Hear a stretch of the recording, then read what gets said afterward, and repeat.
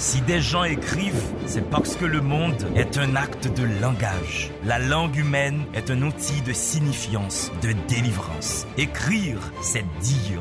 Dire, c'est soumettre la vie aux possibilités de l'intelligence. C'est faire du réel un lieu connu et fragile. La lecture est cette expérience qui nous permet de plier l'univers pour le mettre dans notre poche. Mesdames et messieurs, c'est à partir du mot qu'on fait de la réalité un fait d'esprit. C'est à partir du verbe que la vie devient une denrée émotionnelle. Sur ces entrefaites, la télévision Caraïbe a le plaisir de vous présenter Délivrez-vous, une émission du livre, une émission pour le livre, une émission par le livre. Allez, il y aura assez de bonheur pour tout le monde. Délivrez-vous, délivrez-vous. Mesdames et messieurs, bonsoir. C'est Délivrez-vous qui débarque chez vous. Délivrez-vous est un concept fait pour célébrer l'intelligence, un concept fait pour célébrer l'esprit critique, pour faire la promotion de la lecture, des échanges, du débat intellectuel. Justement, en parlant de débat, en parlant d'échange, mon invité d'aujourd'hui aura beaucoup à vous dire. Il y aura à cette émission des discussions qui vont traiter des hauts sujets de l'État. Je n'en dirai pas plus. Pour l'instant, ouvrons cette émission en bonne et due forme avec la rubrique Temps Poème.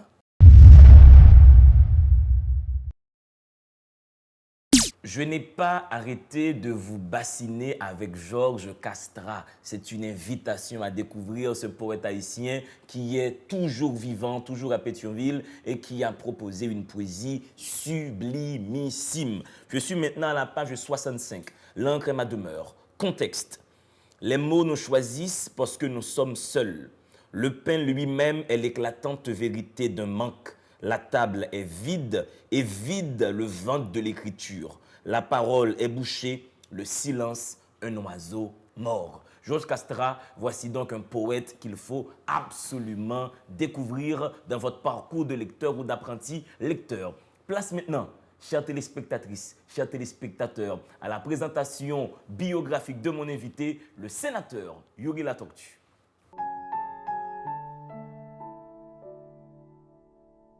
Yuri Latortue, homme politique haïtien, est militaire et avocat de formation. Il naît dans l'Artibonite en novembre 1967. Il fait ses études primaires à l'école des frères de l'instruction chrétienne des Gonaïves et ses études secondaires à l'institution Saint-Louis de Gonzague de Port-au-Prince. Il détient une licence en droit, une maîtrise en droit des affaires et un doctorat en droit public. Il a été élu sénateur de la République d'Haïti à 2 reprises, dont un premier mandat qui était de 2006 à 2012. Au Parlement, il a assuré la présidence de plusieurs commissions permanentes comme la commission justice, sécurité et défense nationale et la commission éthique et anticorruption dont il est le président encore aujourd'hui. Son passage comme président du Sénat de la République et de l'Assemblée nationale a produit une des années législatives les plus productives depuis plus d'une décennie. Entre janvier et novembre 2017, sous son leadership, les parlementaires ont légiféré sur toute une variété de sujets et l'absentéisme a été pratiquement éliminé. En une année, il est utile de rappeler que les lois suivantes ont été adoptées par le Sénat. La loi portant fortification des aliments en micronutriments, votée en 2e lecture par le Sénat le 18 janvier 2017. La loi sur l'utilisation des emblèmes et des dénominations de la croix rouge, du croissant rouge et du cristal rouge, votée en 2e lecture par le Sénat le 18 janvier 2017. La loi portant sur la signature électronique, adoptant le droit de la preuve aux technologies de l'information et élargissant les compétences du Conseil national des télécommunications Conatel, votée le 14 février 2017. La loi portant sur les échanges électroniques, votée le 15 février 2017. La proposition de loi portant modification du décret du 13 février 1989 créant le corps autonome des pompiers et introduisant le corps national des sapeurs-pompiers, votée par le Sénat le 16 février 2017. La proposition de loi portant modification de la loi du 20 janvier 2009 sur l'enlèvement, le rapt ou le kidnapping, la séquestration et la prise d'otages de personnes, votée par le Sénat le 21 février 2017. La proposition de loi portant création, organisation et fonctionnement du Service national de gestion des résidus solides, votée par le Sénat le 23 février 2017. La proposition de loi sur la diffamation, votée par le Sénat le 14 mars 2017, est transmise à la Chambre des députés. La loi amendant le décret portant sur les renseignements préalables concernant les voyageurs et la personnalisation des documents de voyage, votée par le Sénat le 4 avril 2017, est transmise à la Chambre des députés. La proposition de loi portant sur la création des îles Casemate dans la commune de Corail, département de la Grand'Anse, d'ordonnance votée par le Sénat le 6 avril 2017 et transmise à la Chambre des députés. La loi amendant le décret créant un organisme autonome à caractère technique et culturel dénommé Direction nationale du livre, votée par le Sénat le 6 avril 2017 et transmise à la Chambre des députés. La proposition de loi relative à la promotion de la culture et à l'aide aux artistes et aux artisans, votée par le Sénat le 19 avril 2017. La loi portant organisation et fonctionnement de l'unité centrale de renseignement financier UCREF, votée par le Sénat en deuxième lecture le 8 mai 2017 et publiée dans le Moniteur. La proposition de loi portant organisation du crédit étudiant, votée par le Sénat le 8 juin 2017 et transmise à la Chambre des députés. La proposition de loi sur la réputation, le certificat de bonne vie et mœurs, votée par le Sénat le 8 juin 2017. La proposition de loi portant création de la juridiction de première instance de Ouanaminthe, Jean Rabel, Bélance, Anse-des-Naux, Saint-Louis-du-Nord, île de la Gonâve, votée par le Sénat le 14 juin 2017 et transmise à la Chambre des députés. La loi de finances rectificative, votée par le Sénat le 19 juillet 2017 et publiée dans le Moniteur. Sous la présidence de Yuri Latortue au Sénat, on compte aussi le vote de la loi portant sur le Fonds national pour l'éducation FNE, voté par les pairs conscrits le 28 juin 2017 et publié dans le Moniteur. Le projet de loi portant organisation et fonctionnement de l'Office national de l'aviation civile OFNAC, voté par le Sénat le 6 juillet 2017 et transmis à la Chambre des députés. Le projet de loi portant code maritime et de navigation, voté par le Sénat le 18 juillet 2017 et transmis à la Chambre des députés. Le projet de loi portant modification du décret du 5 mars 1982 portant création du service maritime et de navigation SEMANA, voté par le Sénat le 13 juillet 2017 et transmise à la Chambre des députés. La proposition de loi portant renforcement des dispositions du Code civil relative au mariage et à la protection de la famille, votée par le Sénat le 1er août 2017 et transmise à la Chambre des députés. Il faut aussi citer la loi portant organisation et réglementation du travail sur la durée de 24 heures répartie en 3 tranches de 8 heures, votée par le Sénat le 8 août 2017 et publiée dans le Moniteur le 21 septembre 2017. Le projet de loi sur l'assistance légale, voté par le Sénat le 17 août 2017 et transmise à la Chambre des députés. Le projet de loi sur les normes d'accessibilité de l'environnement bâti, voté par le Sénat le 29 août 2017 et transmise à la Chambre des députés. La proposition de loi portant garantie de la propriété foncière, votée par le Sénat le 30 août 2017 et transmise à la Chambre des députés. Le projet de loi fixant les modalités d'organisation et de fonctionnement de la collectivité départementale, voté par le Sénat le 3 octobre 2017 et transmise à la Chambre des députés. La loi de finances 2017-2018, votée par le Sénat le 6 septembre 2017 et publiée dans le Moniteur, et le projet de loi portant amendement de l'article 149 du décret du 29 septembre 2005. En plus des 6 conventions internationales ratifiées par le Sénat en Assemblée nationale sous la présidence de Yuri Latortue, rappelons aussi que nombre de travaux furent à l'étude, à savoir le projet de loi sur les mines, le projet de loi amendant certaines provisions de la loi sur les armes à feu, le projet de loi sur l'insertion de l'éducation à la citoyenneté dans le système scolaire, le projet de loi sur les municipalités, le projet de loi sur les sections communales, le projet de loi sur le code pénal, le projet de loi sur la procédure pénale et plus de 20 propositions de loi déposées par les sénateurs en commission permanente. Si des gens écrivent, c'est parce que le monde est un acte de langage. La langue humaine est un outil de signifiance, de délivrance. Écrire, c'est dire. Dire, c'est soumettre la vie aux possibilités de l'intelligence. C'est faire du réel un lieu connu et fragile. La lecture est cette expérience qui nous permet de plier l'univers pour le mettre dans notre poche. Mesdames et messieurs, c'est à partir du mot qu'on fait de la réalité un fait d'esprit. C'est à partir du verbe que la vie devient une denrée émotionnelle. Sur ces entrefaites, la télévision Caraïbe a le plaisir de vous présenter Délivrez-vous, une émission du livre, une émission pour le livre, une émission par le livre. Allez, il y aura assez de bonheur pour tout le monde. Délivrez-vous, délivrez-vous. Sur quasiment tous les réseaux sociaux, à la radio, à la télévision, une question brûle les lèvres. Où est passé l'argent de Petro-Caribé? À Délivrez-vous, l'idée nous est donc venue de recevoir un sénateur lanceur d'alerte. Un sénateur qui, un peu avant la grande buée de réclamation, avait proposé un livre faisant suite à un rapport sur la façon dont les fonds de Petro-Caribé ont été gérés. Le livre a pour titre « Petro-Caribé, mon combat pour la reddition de comptes ». Je suis à la page 29.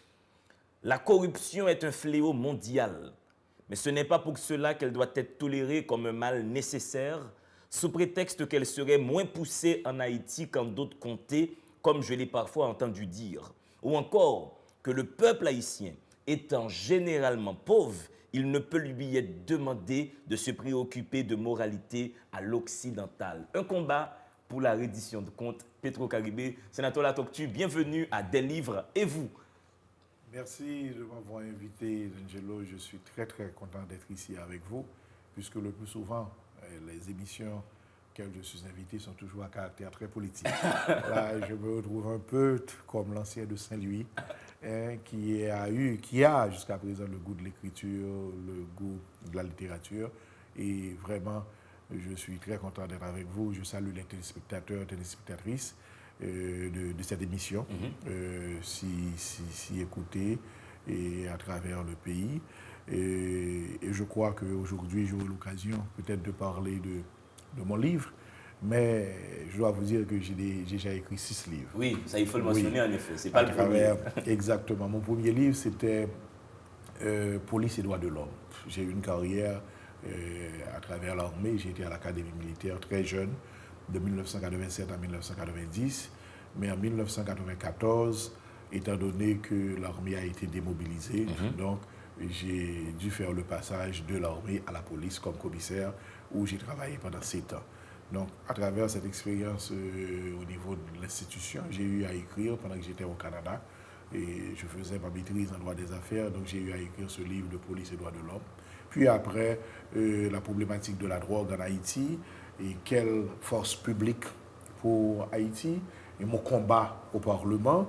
Et les 2 derniers livres, Le devoir de servir 1 et Le devoir de servir 2, ce sont mes expériences à travers l'administration publique. Voilà, ça c'est le 7e livre qui est mon combat pour la reddition de comptes, Petro-Caribé. Le fait de produire des livres, et sénateur Latoctu, est-ce que ça rentre en résonance avec votre vision de l'homme d'État?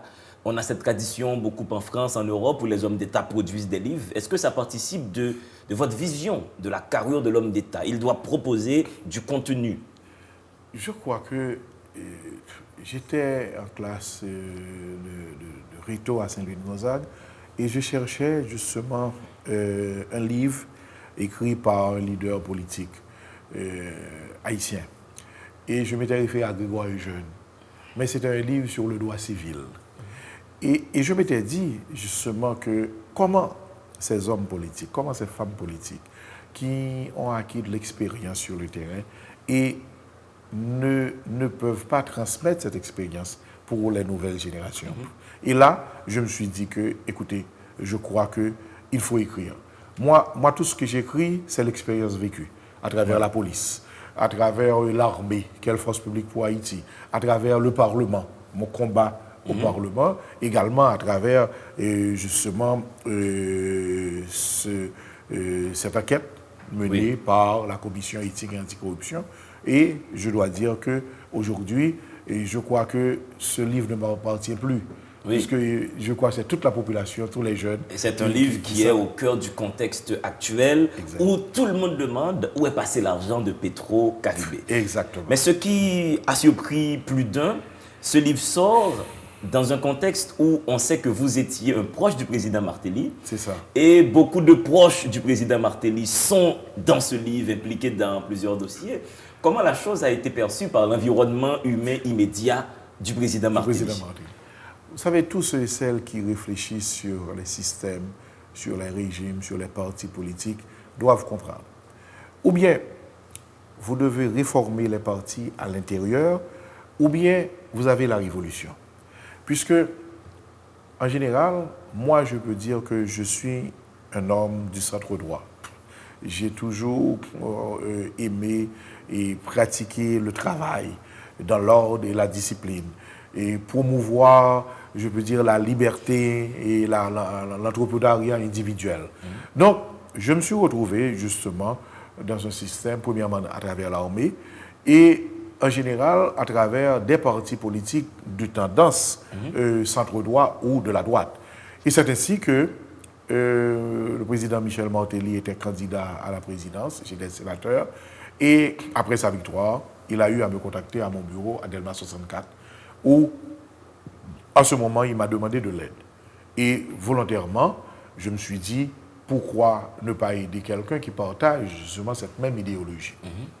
Et après la dernière année de mon mandat comme sénateur, l'année 2012, j'ai rejoint le président Martelly comme un conseiller.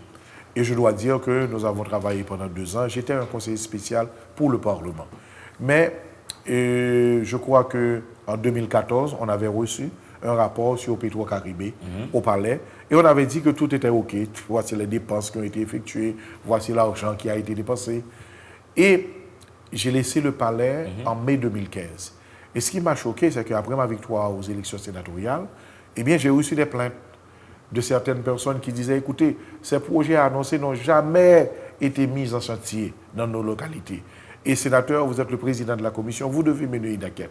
J'ai dû appeler le président Martelly pour lui dire, écoutez, il y a une grande différence entre le projet soumis au Palais national et maintenant les documents apportés par ces maires, par ces élus qui sont sortis de la région du Nord, surtout pour les stades. Et le président Martelly m'a dit, écoutez, Yuri, il faut mener une enquête, parce que d'après moi, tout est OK. Donc, le premier geste que j'ai eu à faire, c'était de parler au président et de l'avertir que, écoutez, il y a justement suspicion, il y a mal donne. Et si le président Martelly, justement, veut corriger les choses, il doit avoir les rapports exacts. C'est à partir de ce moment que l'enquête a commencé, que j'ai été autorisé par le président de l'Assemblée nationale, à ce moment c'était le sénateur Larèche, à mener l'enquête. Et j'ai passé 6 mois avec une équipe de sénateurs, de commissaires, sénateur Jacquito, sénateur Foucan, sénateur Cantave et d'autres sénateurs qui m'ont aidé justement à produire ce rapport à l'Assemblée, ce rapport qui a été approfondi par la commission Beauplan. Et maintenant, c'est 2 rapports qui constituent l'essentiel de ce qui est dit sur Petro-Caribé. Mais vous parlez de balles des vautours. Donc, il y a eu tout un système, tout un establishment pour dilapider les fonds Petro-Caribé. Mener une telle enquête, dans quelles conditions vous aviez pu la conduire? J'imagine que ce n'était pas évident d'avoir les documents, d'avoir les factures, d'avoir les reçus. Dans quelles conditions vous aviez travaillé? Non, ce n'était pas facile du tout, puisque c'est la guerre contre un système, contre un système, premièrement, et contre le régime également. Puisque, vous savez, en Haïti, l'on parle de la droite, l'on parle de la gauche, mais dans le fonctionnement, tout revient au même. Comme avec quelqu'un, que ce soit la droite, que ce soit la gauche, c'est le même système, le même régime de corruption. Puisque de Préval à Martelly, rien n'a changé au niveau du fonctionnement de Petro-Caribé. C'est-à-dire, on a utilisé les fonds, d'ailleurs il faut dire c'est quoi Petro-Caribé, c'est un accord signé entre le Venezuela et les pays de la Caraïbe pour donner justement des avantages préférentiels de paiement au pays. C'est-à-dire, vous achetez $100 d'essence, vous payez $30 dans les 30 jours de l'achat, et les $70, vous devez les payer sur 25 ans, avec un moratoire de 2 ans. Donc, ce sont de grands avantages donnés à ces pays qui auront l'occasion d'investir dans les infrastructures. Donc, en fin de compte, je crois que c'était une occasion rêvée pour Haïti pour sortir un petit peu des charnières du sous-développement en mettant en place les infrastructures sanitaires, les infrastructures routières, les infrastructures au niveau agricole. Donc, je crois que c'était le moment. Parce que le Venezuela avait également imposé qu'une partie soit investie et qu'une faible partie soit injectée dans les aides sociales. Dans les aides sociales, mais c'était une faible partie. Oui. Mais ce qui est arrivé, c'est que de Préval à Privert, en passant par le président Aristide, tout a été dépensé dans les cyclones. C'est qu'on s'était dit, à chaque fois qu'il y a un cyclone, on débloque de grandes sommes, et ces sommes sont utilisées à travers des contrats gré à gré, surfacturés, sans appel d'offres, et c'était le moment pour plus d'un de s'enrichir. Et c'est pour cela qu'on dit en Haïti, le cyclone, on dit « va venir ma bonbon ». Parce qu'à partir de ce moment, il semble que c'est l'occasion rêvée pour ces gens de s'enrichir. Et ceci a commencé de septembre 2008 jusqu'à 2016. Ouais. Ça, 8 ans. Mais là où je trouve ce livre fondamental, Sénateur Latoktu, vous attirez l'attention du public sur le système qui a dirigé le BMPAD pendant ce moment. C'est ça. Il y a un certain monsieur qui s'appelle Lecor, qui à lui tout seul a signé des contrats engageant Petro-Caribé à plus de 2 milliards de dollars. Oui, parce que... Personne n'entend parler de ce nom dans la rue, on ne dit jamais Lecor. Alors, il faut dire que Lecor, c'est le directeur du BMPAD. Oui. Dans un premier temps, OK, au niveau du BMPAD, c'est-à-dire que l'argent de Petro-Caribé n'était pas inclus dans le budget. Oui. OK? Et il revenait au BMPAD de décaisser. Mais il faut dire, pour rectifier, que le corps, les décaissements pour le Petro-Caribé commencent par une résolution en Conseil des ministres. Et c'est à partir de la résolution en Conseil des ministres que les ministres établissent des contrats et ces contrats sont payés par le BMPAD, d'où M. Lecor. Oui. Mais M. Lecor reçoit quand même les instructions du Conseil des ministres. Ouais. Mais est-ce que M. Michael Lecor, comme ancien DG du BMPAD, avait un pouvoir d'arrêter les décisions s'il trouvait les dépenses non justifiées? Est-ce qu'il avait cette marge de manœuvre? Non, M. Lecor, normalement, exécutait les décisions du Conseil des ministres et des ministres. Okay. C'était les ministres qui envoyaient les ordres de paiement à M. Lecor. Okay. Donc, ceux ou celles qui pouvaient arrêter justement les paiements, c'était les ministres. Puisque, en Conseil des ministres, on prenait la décision des projets, les ministres exécutaient les projets, et c'est comme si BMPAD, c'était la caisse.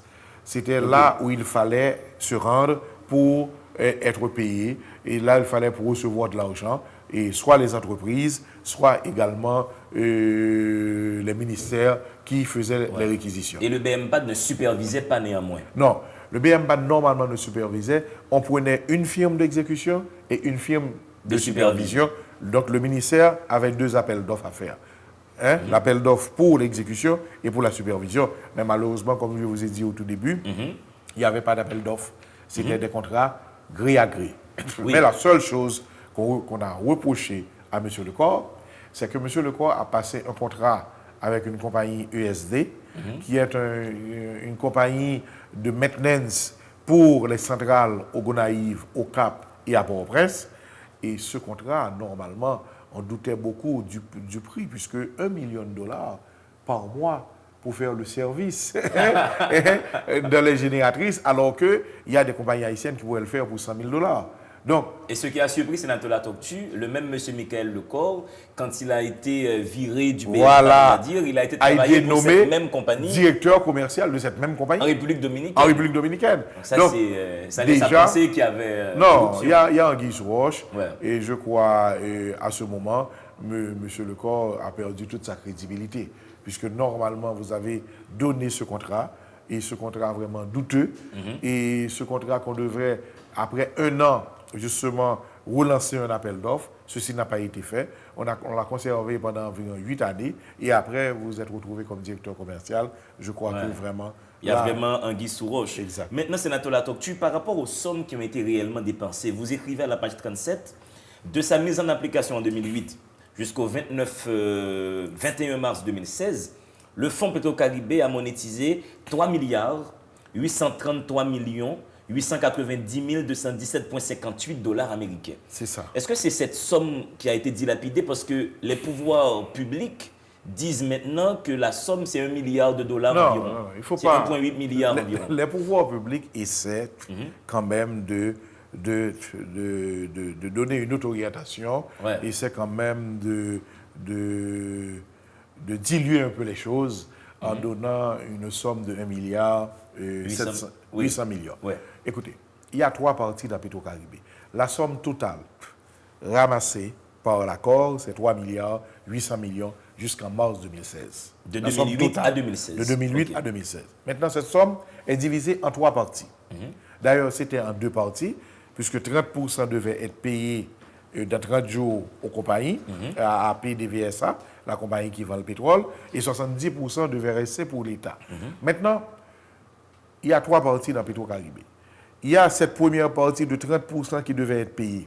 Ce qu'on a constaté, c'est que la dette à court terme, en mars 2016, Haïti devait au moins $200 millions. C'est-à-dire Haïti devait payer le pétrole 30% à chaque fois qu'une cargaison arrivait. Ouais. Ceci n'a pas été fait. Même là, on a été en défaut de paiement. On a été en défaut de paiement. C'est la première chose.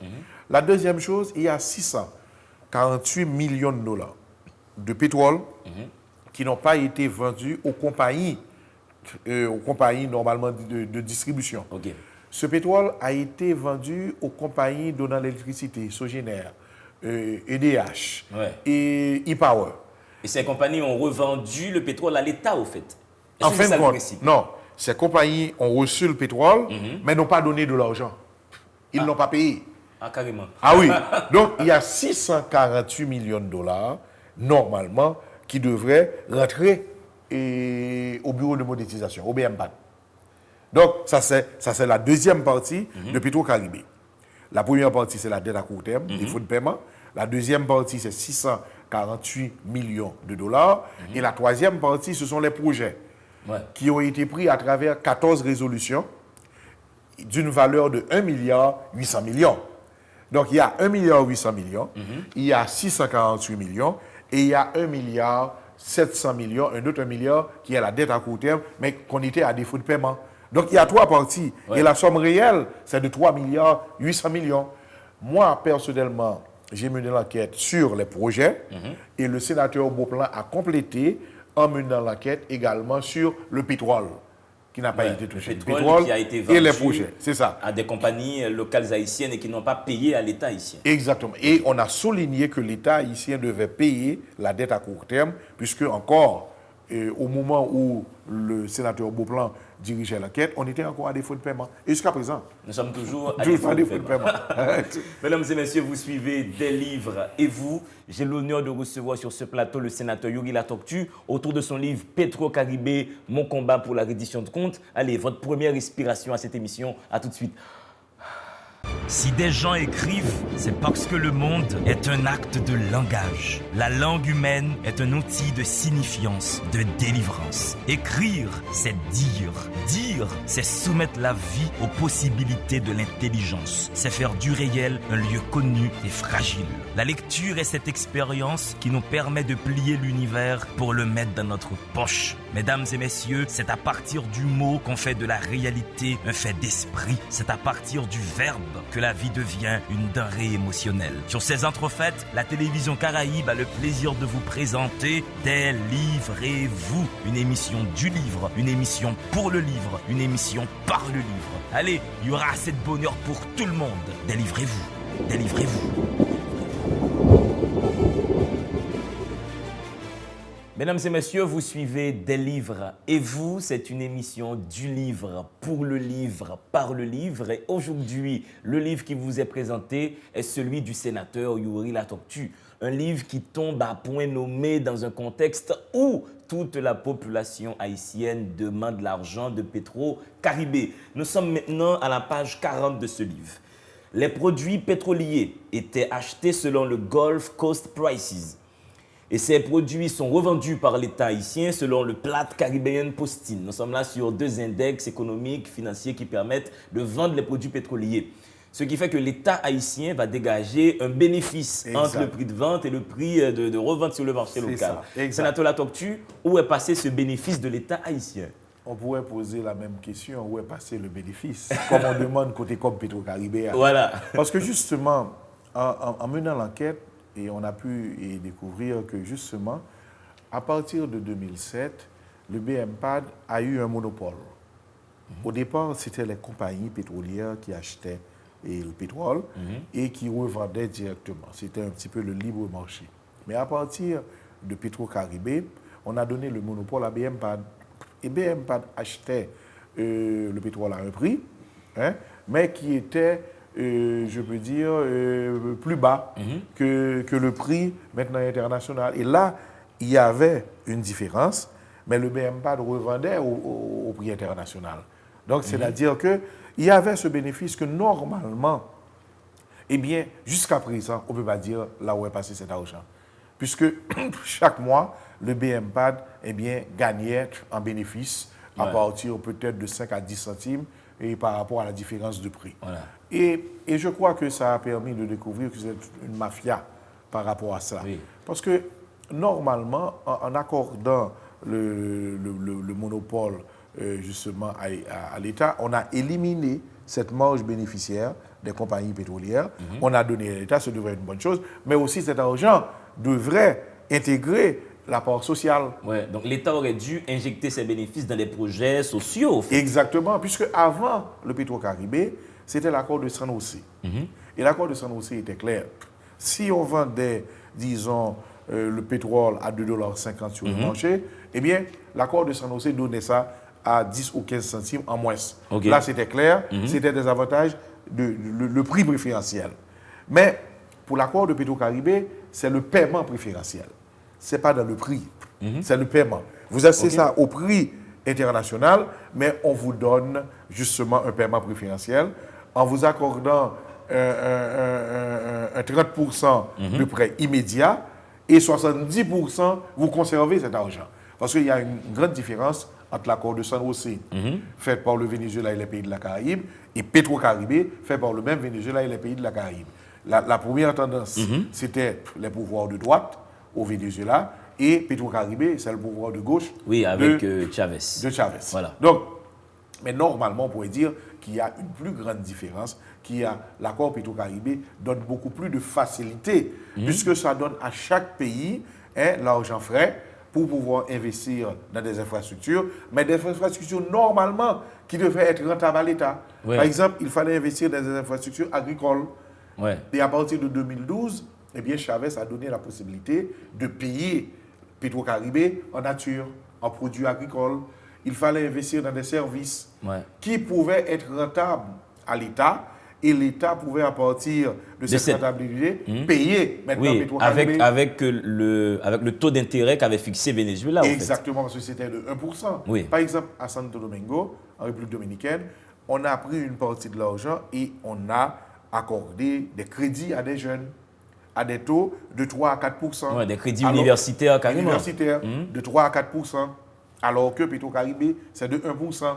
Donc l'État bénéficiait des 2% en dépensant l'argent dans des activités fiables, et rentables, socialement correctes pour le pays, et l'État ne perdait pas. Aujourd'hui, on est obligé de prendre 14 milliards de notre budget pour payer Petro-Caribé, alors que ce sont des taxes qui devaient servir à mettre en place des infrastructures. Alors que si l'argent a été bien géré, on n'aurait pas besoin d'avoir des parts budgétaires pour payer. On aurait pris l'argent tiré de la rentabilité de l'investissement des fonds Petro-Caribé. Exactement. Donc là, c'est un système qui est en train d'enfoncer le pays dans la pauvreté, le fait que l'argent ait été dilapidé. Je vais vous expliquer.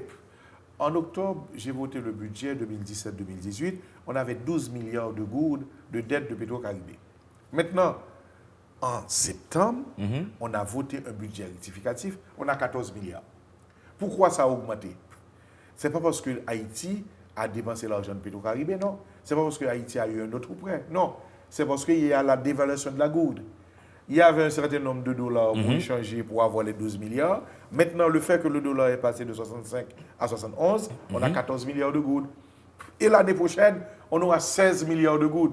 De dette Petro-Caribé, Oui, puisqu'on est déjà presque à 72 pour $1. Maintenant, sénateur Latortue, si l'État haïtien se trouve en défaut de paiement et n'arrive plus à payer cette dette, quelles sont les sanctions internationales que nous risquons? Premièrement, lorsque vous êtes en défaut de paiement, vous ne recevez plus de prêts. Donc FMI, Banque mondiale, BID, les autres pays, c'est fini. Plus de prêts.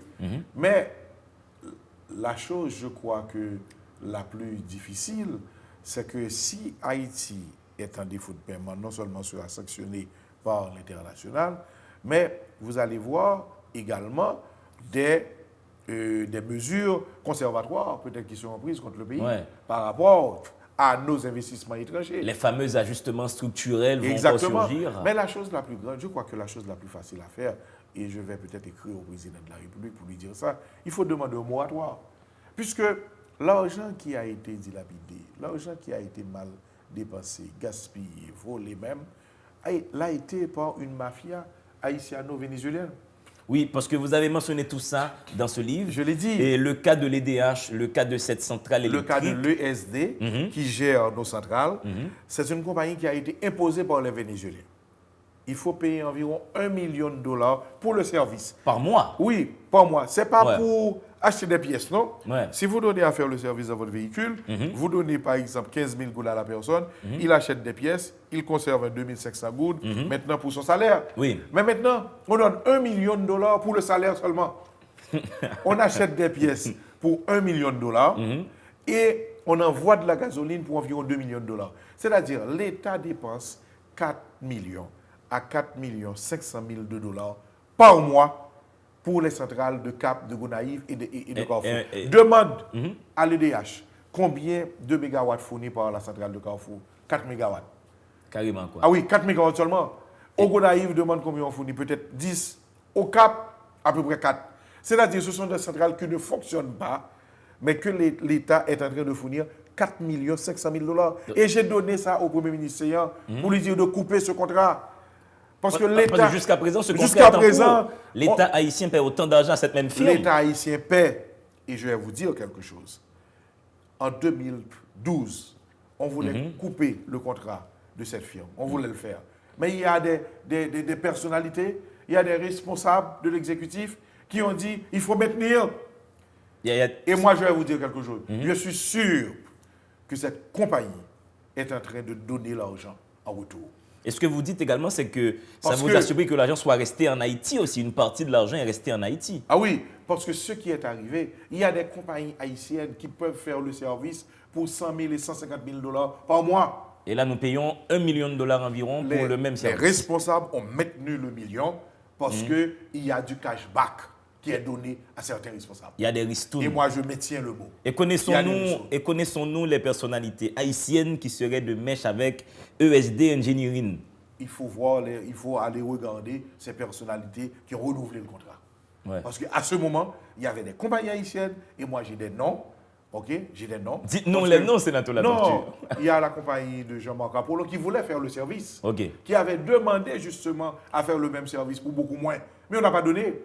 On a préféré donner On a l'argent préféré donner à cette l'argent. firme mixte. Déjà, sous René Préval, cette firme se manifestait, mais Ah Préval oui. avait traîné les pieds sur ce Préval dossier. avait traîné les pieds, Préval avait remarqué que pratiquement c'était de l'argent donné, mais on a traîné les pieds, mais immédiatement après on a signé. Oui, Et carrément. jusqu'à présent, le contrat est maintenu. Angelo, comment comprendre que l'État peut donner 4 500 000 $ pour le service dans 3 centrales, alors que qu'on aurait pu louer un bateau pour 2 millions de $ qui aurait donné l'électricité à ces 3 grandes villes 24 sur 24? C'est un crime Alors que financier. maintenant, on donne 4 500 000 $ et on est en train de payer jusqu'à présent. Et c'est pour cela que le BMPAD est à défaut de paiement. Puisque Ouais. le BMPAD est justement, n'a plus les mêmes fonds. Oui. Donc le BMPAD est obligé de payer ses firmes alors qu'il ne rentre pas les mêmes fonds, qu'il n'y a pas le pétrole. Donc le BMPAD est à défaut de paiement. Et à partir de ce moment, on est obligé de prendre l'argent de notre budget. Oui, Et le budget, qui n'est qu'une partie de fonctionnement et d'investissement, maintenant, il n'y a rien. On n'a pas d'argent pour investir. J'avais dit ça à M. Seyan. Il n'y a pas d'argent en Haïti. Il faut dire la vérité. Et pour vraiment aller dans la plaie, eh bien, il faut justement récupérer cet argent. Il Ouais. faut couper ces contrats. il faut couper ce contrat avec ESD, ESD. Engineering and Service, SRL et tout ce qui va avec. Également, ce que vous dites dans ce livre, sénateur Latortue, pour que de l'argent soit décaissé par le BMPAD, il faut qu'une résolution soit signée en Conseil des signé en ministres. Conseil des ministres. Mais BMPAD a sur plusieurs dossiers décaissé de l'argent sans résolution. Ah oui, sans résolution. Parce que BMPAD en général fait de l'argent sur plusieurs points. Il y a Petro-Caribé, c'est une partie de l'iceberg. Oui. Puisqu'il y a aussi la monétisation.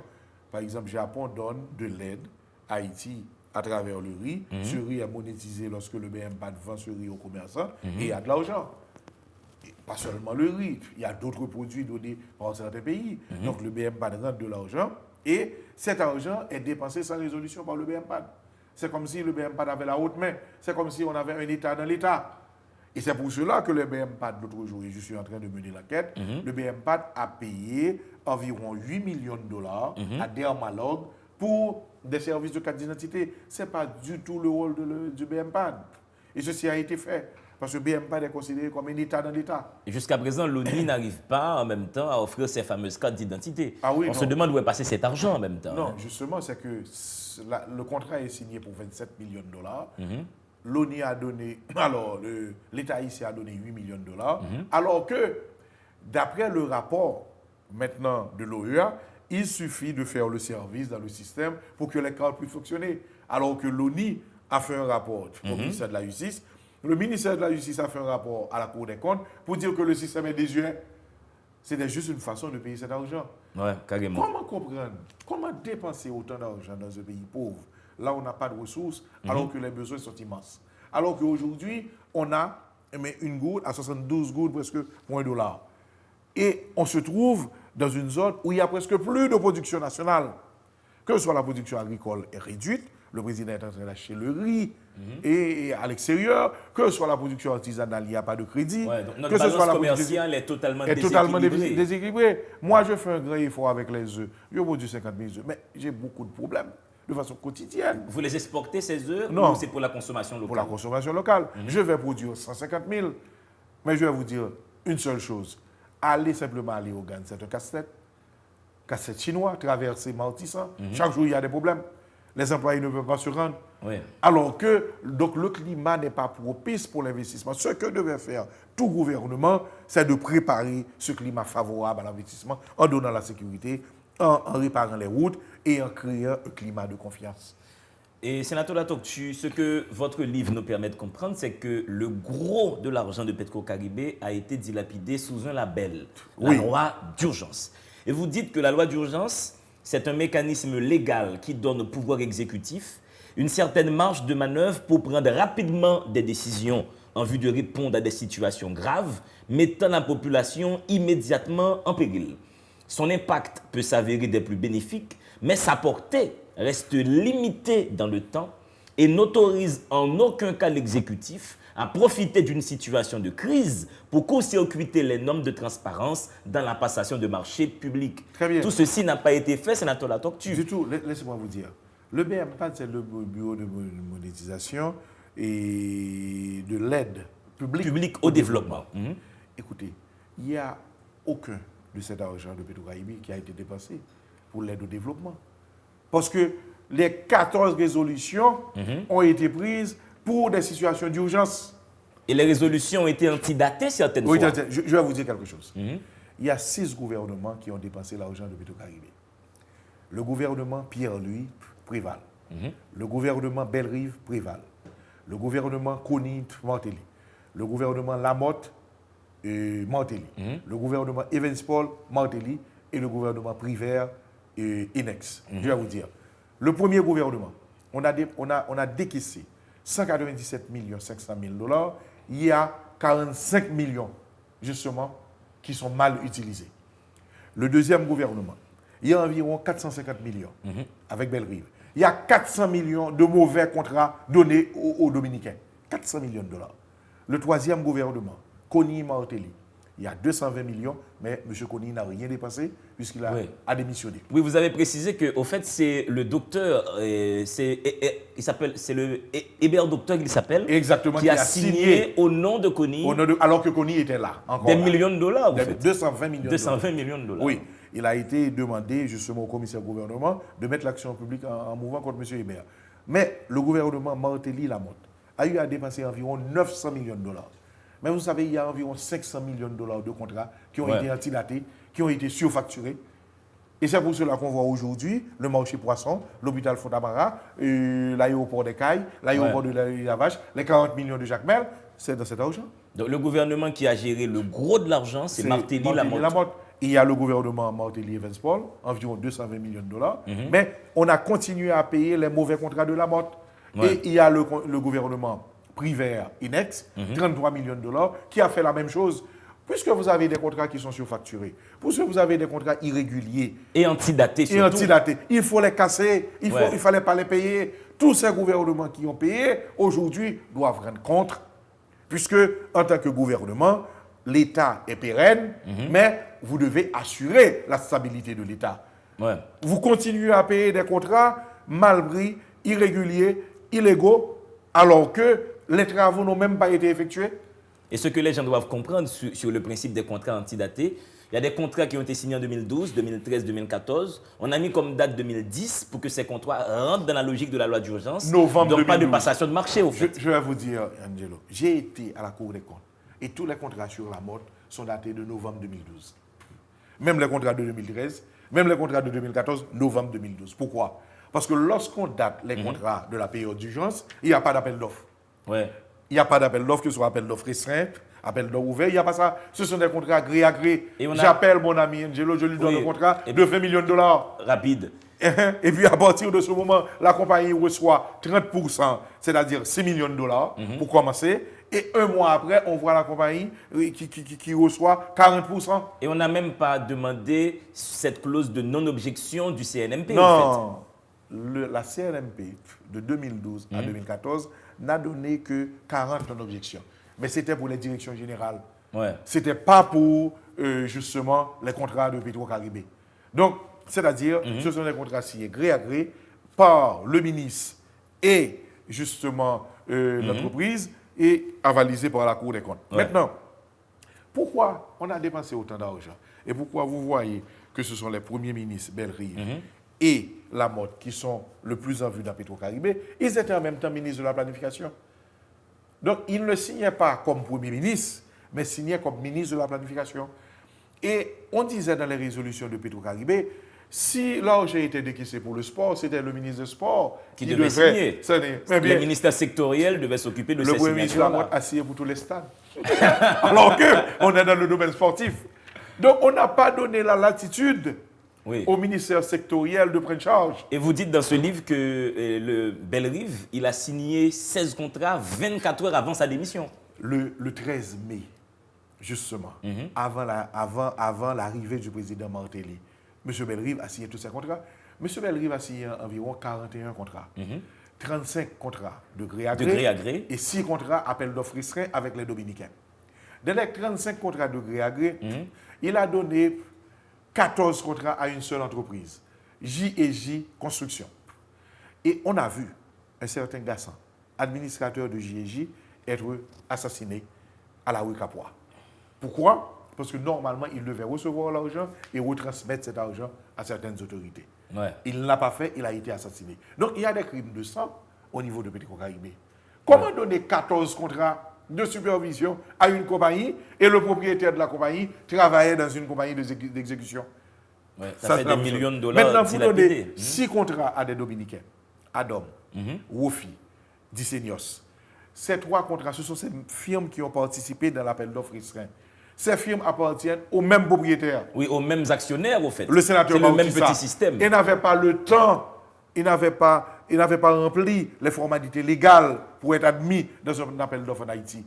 Ils ont eu 400 millions de dollars de contrats. Oui, sans compter les compagnies qui se sont créées 3 mois, 2 mois, 2 dans mois le contexte après. où l'argent Et on a était eu à disponible. verser, pendant la période où Jean-Max Bellerive, où M. Martelly était déjà là, comme président, il y avait encore le Premier ministre, Jean-Max Bellerive a versé 86 millions de dollars sur les contrats aux Dominicains. Donc Jean-Max Bellerive, il a bien dépensé, hein. Il a signé des chèques. Hein. Il a lâché de l'argent. Il a lâché de l'argent. Mesdames et messieurs, Petro-Caribé, mon combat pour la reddition de comptes. Vous suivez Des Livres et Petro-Caribé, le temps de votre deuxième respiration à cette émission. Si des gens écrivent, c'est parce que le monde est un acte de langage. La langue humaine est un outil de signifiance, de délivrance. Écrire, c'est dire. Dire, c'est soumettre la vie aux possibilités de l'intelligence. C'est faire du réel un lieu connu et fragile. La lecture est cette expérience qui nous permet de plier l'univers pour le mettre dans notre poche. Mesdames et messieurs, c'est à partir du mot qu'on fait de la réalité un fait d'esprit. C'est à partir du verbe que la vie devient une denrée émotionnelle. Sur ces entrefaites, la télévision Caraïbe a le plaisir de vous présenter Délivrez-vous, une émission du livre, une émission pour le livre, une émission par le livre. Allez, il y aura assez de bonheur pour tout le monde. Délivrez-vous, délivrez-vous. Mesdames et messieurs, vous suivez toujours Des Livres et vous. C'est une émission qui met en discussion aujourd'hui un livre majeur sur l'avenir d'Haïti, Petro-Caribé. mon combat pour la reddition de comptes. Le sénateur Yuri Latortue est sur mon plateau. Nous sommes à la page 59. Nous sommes toujours au niveau des arrêtés d'urgence. Et je vais vous lire ce qui suit. Comment expliquer que les dépenses sous la rubrique de la loi d'urgence couvrant novembre 2012 et décembre 2012 soient exécutées dans des régions qui n'ont pas été affectées par les ouragans? Attention, le tableau est là. Investissement dans les zones non affectées par Sandy. Rénovation urbaine de Hinche, 5 millions de dollars. Réhabilitation de la route Coularder sur Kakavajal, 9 millions de dollars. Rénovation urbaine à Lascaroba Sémir Balais, 5 millions de dollars. Rénovation urbaine de Limbé, 2 millions de dollars. Construction d'un pont sur la rivière du Haut-du-Cap, nous sommes à 3 200 000 dollars. Construction du complexe administratif frontalier de Wanamé, nous sommes à 3 millions de dollars. Amélioration de la route Henri Cap-Haïtien, nous sommes à 5 500 000 dollars. Voici donc des millions de dollars dilapidés carrément. Dans des zones non affectées. Non affectées. Et puis on n'a pas vu rénovation de la ville de Hinche. Et vous allez Moi j'ai été à Hinche, il n'y a pas eu de rénovation urbaine. Et vous allez voir, il y a quelque chose peut-être que vous n'avez pas vu. On a mis sur place de la loterie de l'État haïtien, 5 millions de dollars. Oui. Donc, dans un contexte d'urgence. Dans un contexte d'urgence, on est en train de mettre sur pied la loterie. Et j'ai entendu l'autre jour la directrice de la loterie dire, écoutez, nous n'avons absolument rien, il n'y a pas de matériel, nous devons remettre la loterie et les 5 millions de dollars utilisés. Oui. Donc, c'est pour vous dire que, voilà, il y avait des projets dans ces zones, on n'a pas voulu faire d'appel d'offres, on a voulu donner les contrats de gré à gré. De gré à gré, et on a mis tous les projets dans le cadre de l'urgence. Et ceci, justement, est puni par la loi. Et même le viaduc, route de l'aéroport Nazon, est dans l'état d'urgence, oui. En fait. C'était une urgence pour l'État de faire ce viaduc. On a dépensé 8 millions de dollars environ. 22 millions. Pour le viaduc? Ah oui. 22 millions de 22 dollars. 22 millions de dollars qu'on a dépassé. Attends, pour le carouage, là, ah qui oui, est sur la route de l'aéroport. 22 millions de dollars. Alors que, normalement, la première étude, c'était de 4 millions de dollars. Ouais. La deuxième, c'était de 7 millions de dollars. Et il ne fallait pas dépasser 8 millions. Maintenant, ils ont mis 22 500 000 dollars. Mais attends, est-ce que c'est nous qui sommes aveugles du viaduc, qu'on n'arrive pas à voir qu'il y a sûrement des morceaux d'or, des morceaux de diamants disséminés dans le béton? Ce n'est qu'un petit pont. Qui a coûté à l'État haïtien 22 500 000 et sans appel d'offres, sans appel d'offres, de gré à gré. Et je dois vous dire sincèrement, on n'a pas besoin de chercher midi à 14h. Sur tous ces contrats gré à gré, il y a le cashback. Oui, il y a vraiment une politique de ristourne. Oui. Mais sénateur Latortue, pour de tels mouvements d'argent, des millions de dollars de corruption, comment les corrompus ont fait pour circuler avec cet argent? J'imagine que les banques en Haïti posent des limites, ils ne peuvent pas partir avec l'argent dans des sacs. Comment ils ont fait? Moi, je crois qu'il y a un système, j'avais dit, il y a un système mafia qui a été mis en place par le Venezuela et Haïti. Et je crois que ce système a continué à travers nos banques. Puisque, écoutez, vous avez des firmes qui sont quelquefois des firmes internationales qui viennent ici. Par exemple, on avait le Tropic Bill. Le Tropic Bill est venu pour construire environ une centaine de maisons pour 3 millions de dollars. Oui. Mais on a donné 2 millions de dollars à Tropic Bill. Donc la firme, justement ce que fait la firme reçoit les 2 millions, envoie ces 2 millions à l'étranger, soit pour acheter des équipements, n'achète absolument rien.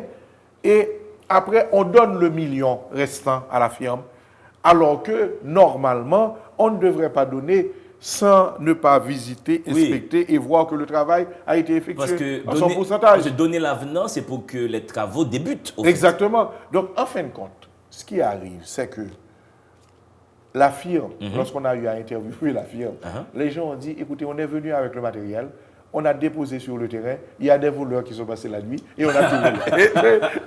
C'est ça qu'on... Écoutez, vous savez, autrefois, lorsqu'il y avait en France, il y avait cette affaire de dimanche des fans. Oui. C'est l'école des fans. Oui. L'école des fans, on a volé. Il n'y a pas de constat de juge de paix, il n'y a pas de poursuite judiciaire, on a volé les 2 millions. Et malgré qu'on a volé, on a donné l'autre million. On a quand même donné le million. Pour GTC, la firme qui devait faire battre Woodfrère, en fin de compte, on a donné 22 500 000 dollars pour 22 km. Ils n'ont fait que 8 km. Tranquille, quoi. Mais tout l'argent a été décaissé. Tout l'argent a été décaissé. Au contraire, on a signé un autre contrat de 45 millions de dollars. On était tellement contents, on s'est dit, mais c'est un autre contrat. Quoi. Et vous savez pertinemment, passer par Thomasin, vous arrivez justement à Montagne-Noire, et là, il n'y a plus de route. Oui. C'est l'ancienne route qui est là. Oui. Donc, on n'a pas fait la nouvelle route. Qu'en est-il de l'aéroport du Cap-Haïtien, sénateur Latortue? L'aéroport du Cap-Haïtien, je dois vous dire qu'il y avait 30 millions de dollars donnés par le fonds, justement, parce que ce qu'a fait Chavez, dans l'argent remis par Haïti, il a conçu un fonds. On met cet argent sur un fonds, et cet argent, quelquefois, devait retourner à Haïti. Bon, on a donné 30 millions de dollars.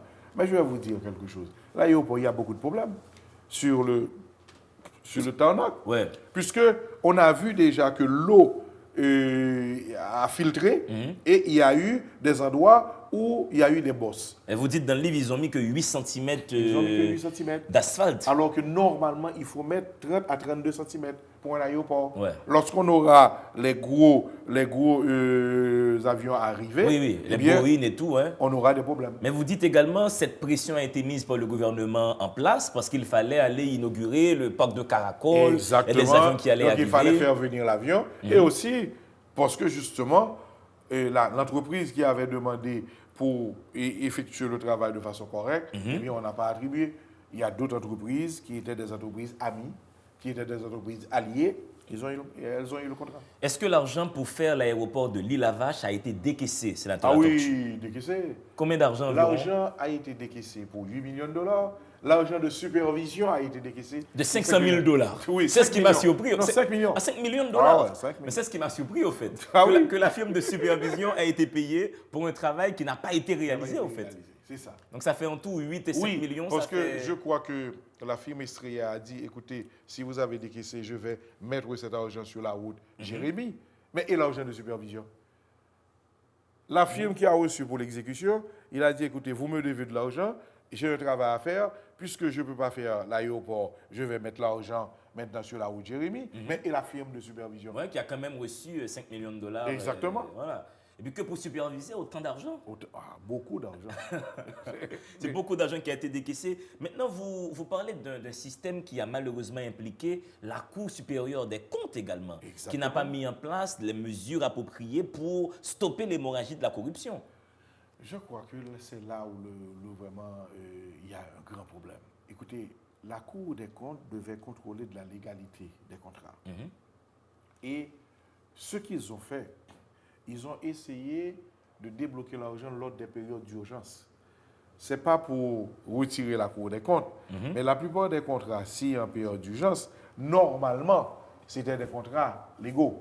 Puisque à partir de ce moment, maintenant, on pouvait utiliser la loi d'urgence. Mais ce qui n'était pas normal pour la Cour des comptes, c'est qu'en 2013-2014, il y avait des projets. Signer ces contrats en 2012 devrait quand même amener la Cour des comptes à mener ses investigations et à ne pas avaliser ces contrats.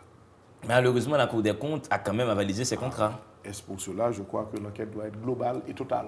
Mais du coup, il faut enquêter sur la Cour supérieure des comptes qui a laissé passer de tels contrats également.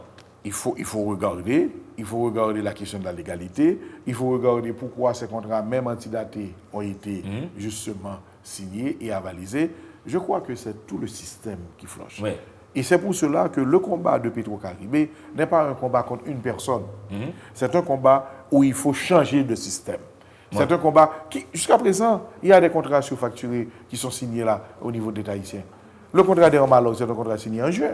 Donc, il y a un système qui fonctionne et il y a des gens qui sont très à l'aise, qui maintiennent le système parce qu'ils font de l'argent.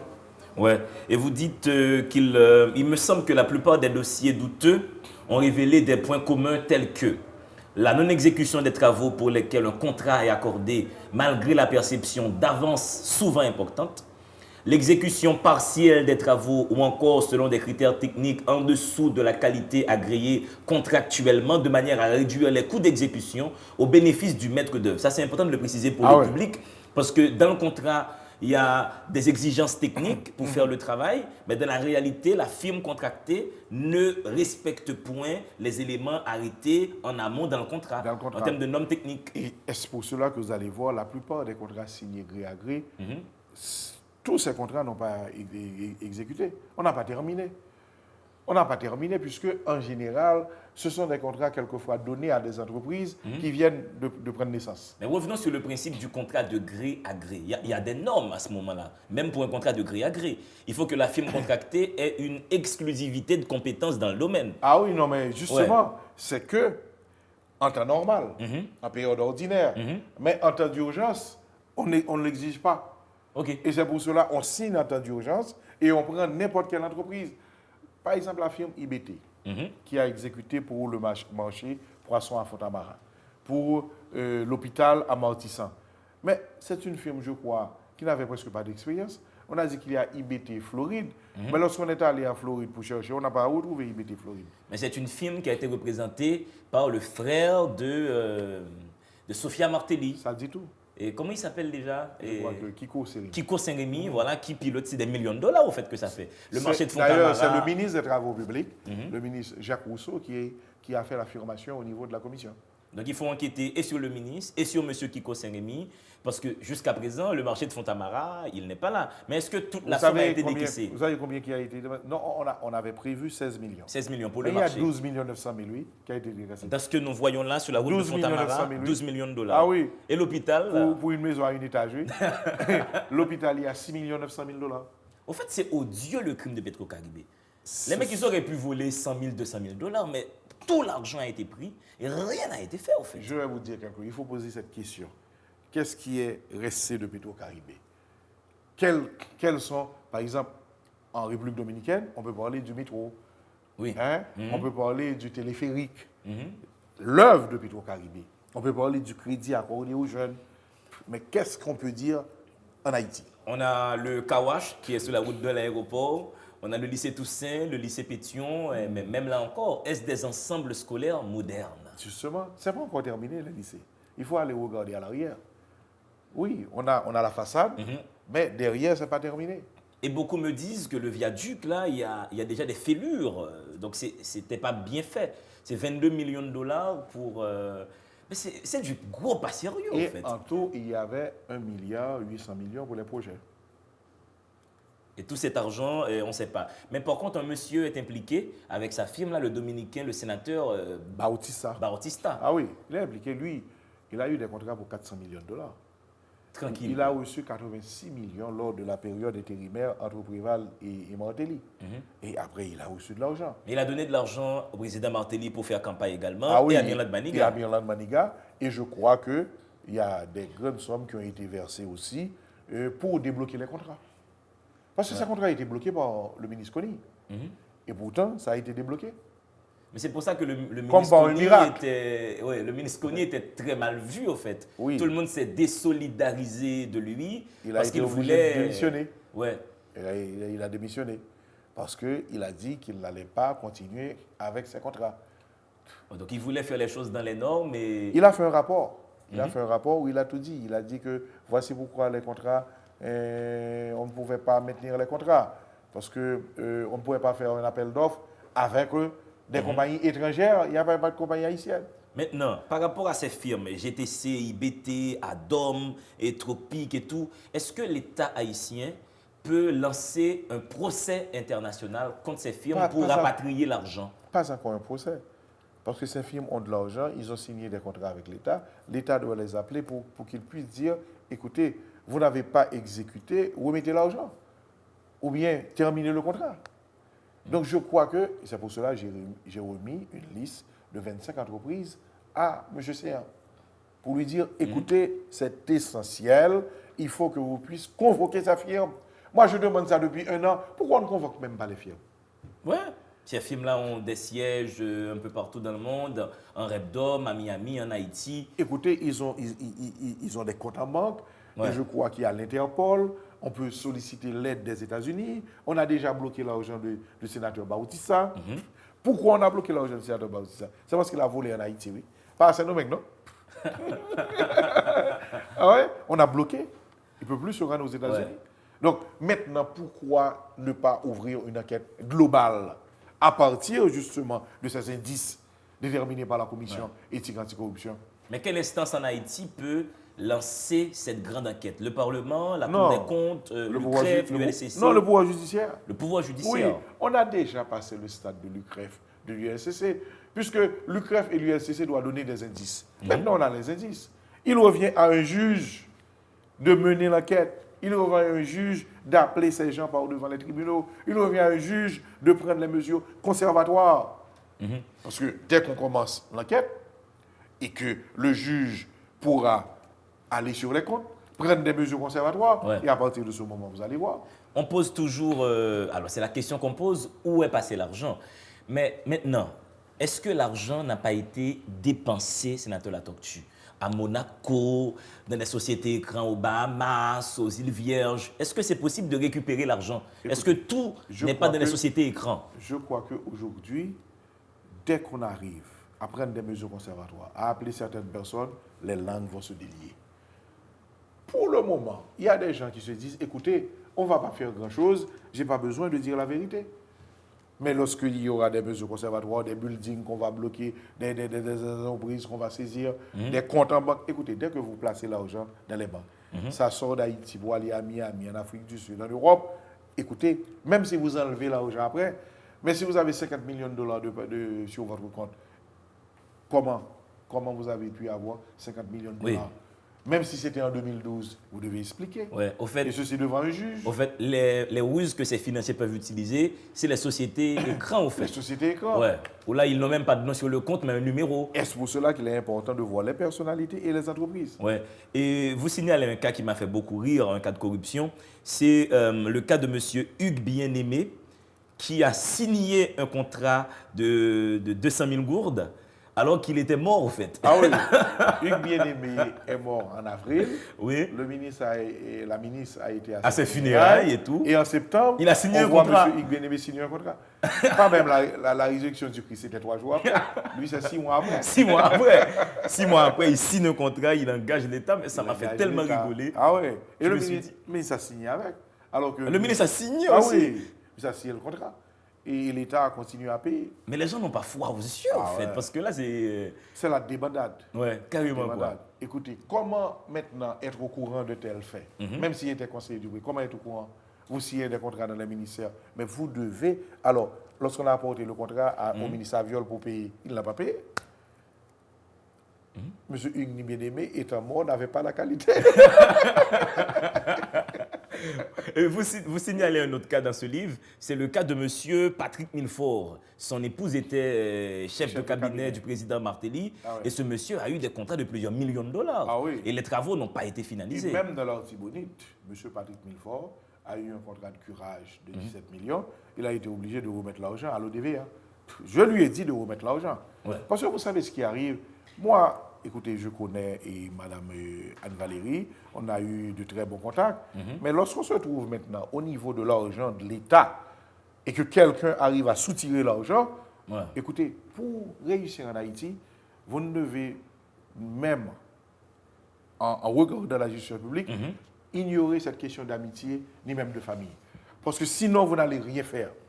Et je crois que quelqu'un qui a pris 17 millions pour nettoyer les canaux de l'Artibonite et qui ne l'a pas fait, qui n'a pas permis justement d'avoir une bonne récolte à ces paysans qui n'ont rien en main, ceci c'est un criminel. Bon, absolument. On a fait les démarches, il a remis l'argent à l'ODVA, mais je crois que ceci n'était pas du tout sérieux. Oui, absolument. Non, vous avez reçu de l'argent, il fallait faire le travail. Il faut faire le travail. Vous êtes en train de dépenser l'argent à Port-au-Prince, à Miami, à New York, alors qu'il y a des gens qui sont en train de mourir de faim. Ceci est injuste et inacceptable. Et quel que soit le cas à payer, moi, je vais continuer ce combat parce qu'il ne faut pas faire ça. À des gens qui n'ont rien, à des gens que vous exploitez et à des gens que le minimum, vous ne voulez pas les donner. L'eau, ils ont demandé l'eau. Ils ont les terres, ils ont l'engrais, ils ont demandé de l'eau. L'État a payé et vous avez volé l'argent. Ceci est inacceptable. Ouais. Sénateur Latortue, que pensez-vous maintenant du mouvement Petro-Caribé Challenge? C'est un très bon mouvement. Je crois que je ne pouvais jamais mener cette enquête jusqu'au bout, puisque, premièrement, j'étais seul. Deuxièmement, on nous attaquait de tous parts. On essayait d'assassiner notre caractère. Je crois aujourd'hui, c'est le peuple. Ouais. Je suis très, très à l'aise. Et je vais vous dire, n'était-ce les dossiers techniques, moi, je me serais mis à l'écart. Parce qu'aujourd'hui, dans les rues, on est en train de faire pression. Mais techniquement, on doit défendre les dossiers. Et je suis celui qui, à travers la République, à travers les conférences, à travers ces émissions, continue à plaider justement cette cause. Parce que vous voyez, il y a des gens qui vont à la radio, qui essaient de dénigrer Petro-Caribé pour dire qu'il n'y a absolument rien, que tout a été pour le mieux dans le meilleur des mondes. Ah ouais? Carrément, quoi. Ah ouais, parce que les gens ont encore de l'argent en main. Ils sont forts. Ils peuvent payer des gens. Ils peuvent payer même des journalistes. Donc aujourd'hui, il y a des gens qui doivent maintenir ce courage, maintenir cette volonté pour que non seulement nous puissions reprendre l'argent de Petro-Caribé, mais aller au-delà pour combattre cette corruption généralisée. Mais question d'actualité, est-ce que les plantations de bananes du président Jovenel Moïse n'ont rien à voir avec les fonds Petro-Caribé? Et je crois que M. Jovenel Moïse a eu un prêt de FDI, le Fonds de développement, et je ne crois pas au niveau du FDI qu'il y a l'argent de Petro-Caribé. Mais c'est un fonds de l'État et un fonds international, il y a l'argent de la BID, de la Banque mondiale et du gouvernement, mais je ne crois pas que c'est l'argent de Petro-Caribé. Et qu'est-ce que vous pouvez répondre, sénateur Latortue, à certains de vos détracteurs qui vont dire que vous aussi, sénateur Latortue, vous êtes impliqué dans la manne Petro-Caribé? À quel niveau? À quel niveau? Ils ont dit que je suis impliqué et ils ont inventé les 5 millions de dollars des Gonaïves où il y a eu justement un fonds spécial pour Gonaïves avant le carnaval. Mais c'est un fonds spécial où on a eu justement à donner un contrat à Isrea pour asphalter 4 km 2 au niveau de la ville et un contrat donné par la planification pour refaire les maisons au Gonaïves. Je n'étais pas signataire, je n'étais pas impliqué, je n'avais pas de firme. Je crois qu'il y a certains gens qui essaient justement d'attaquer les gens, mais je crois, là, ils ont passé à côté. Et lorsqu'ils voient que ça ne marche pas, ils essaient d'envoyer des gens dans les manifestations pour citer mon nom. Qu'ils citent mon nom, qu'ils ne citent pas mon nom, je continue le combat de Petro-Caribé. Et moi, je suis clair. D'ailleurs, vous savez que j'ai un minimum d'intelligence. J'allais être impliqué dans une chose. Et aujourd'hui, j'allais mener l'enquête. Je crois que je suis assez intelligent pour ça. Oui, ce serait bizarre. Ce serait bizarre. Je crois que, écoutez, rendez-vous devant les juges. Si vous êtes coupable, remettez l'argent. Si vous êtes innocent, vous serez libéré.